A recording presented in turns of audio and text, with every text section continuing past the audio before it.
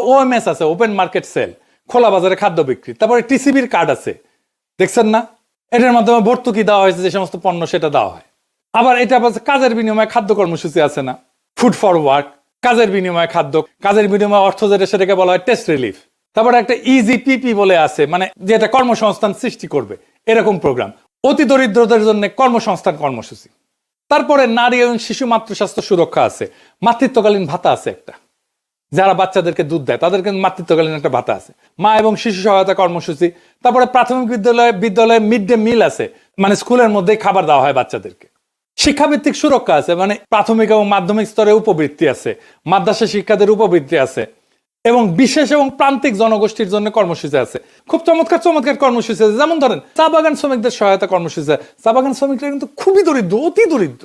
তাদের যে জীবনের যে কি কষ্ট আপনারা চিন্তাও করতে পারবেন না। আমি একটা ক্লিপ দেখাবো আজকে। তারপরে ধরেন বেদেদের জন্য, জেলেদের জন্য, হাওর এবং চরাঞ্চলের জনগোষ্ঠীর জন্য আলাদা আলাদা ভাতা আছে, ক্ষুদ্র নৃগোষ্ঠীর জন্য উন্নয়ন কর্মসূচি আছে। তারপরে ধরেন বন্যা হইল, সেখানে দুর্যোগ, জলবায়ু ঝুঁকি ব্যবস্থাপনা, এইটার জন্য আবার আলাদা সহায়তা আছে। খরার জন্য সহায়তা আছে। ওই যে হাসিনা বাসা টাসা বানাই দিছিল না, ওইটা একটা বাসস্থান পুনর্বাসন কর্মসূচি আছে। বিএনপি বলতেছে